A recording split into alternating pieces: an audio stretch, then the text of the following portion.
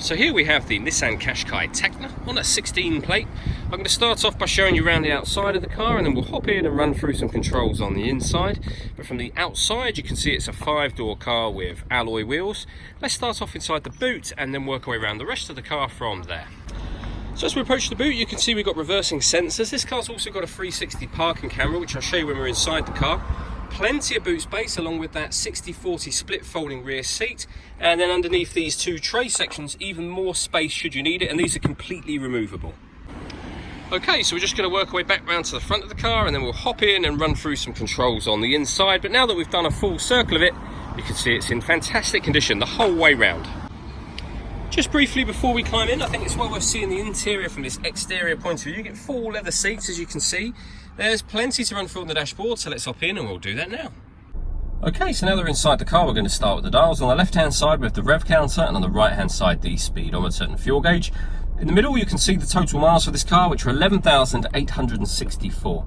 You can change the information displayed above that by using buttons on the steering wheel, so you can have a digital readout for the speedometer, as you saw being displayed a moment ago. And then there's loads of other different pieces of information you can have up there, from sat nav to audio, and eventually back round to the beginning again. If we back out to the steering wheel, the button I was using a moment ago is just here. We've got stereo controls over that side as well, and on the right hand side, cruise control and speed limiter, as well as the ability to answer and end phone calls. That is of course once you paired up your phone, and that's done over on the central screen here. So hit the phone button, then connect, and then pair new device, and follow the instructions on screen. And from there, we're not going to do that. Instead, we're going to look at the music. So we got the radio first of all, DAB, FM and AM all available in this car. If you're listening to your own music, you can do that via the CD player, the auxiliary or USB inputs, or you can stream music wirelessly via Bluetooth audio. So there are plenty of ways to listen to your music. This car's also got a 360 parking camera, which I mentioned before. You can see that now. So on the right hand side of the screen, we've got the reverse camera with guidelines showing you what direction the car is headed in relation to the image being displayed. And on the left hand side, we have a bird's eye view image of the car, and it goes a couple of steps beyond that. You can have a front facing camera and the bird's eye view, or a front facing camera and the front passenger side wheel. So with all those cameras, it does make it very easy to park. We also have satellite navigation in this car. There's a full video showing exactly how that works on both our website and Facebook page. Working our way down from there, we have a dual zone climate control, so you can adjust the passenger and driver temperatures, the fan speed up and down from here. You can determine where you'd like the air to be distributed.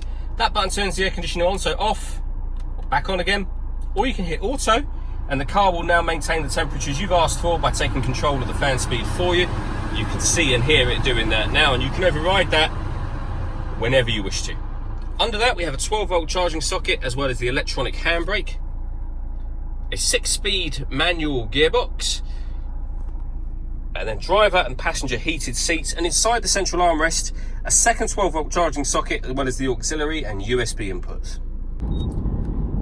The last thing I want to talk about is the panoramic glass roof on this car. So you can see the sunblind is closed at the moment. There's a button just here, give that a push, and in one go that will open all the way to the back of the rear seats, which lets in a huge amount of extra light, as you can see.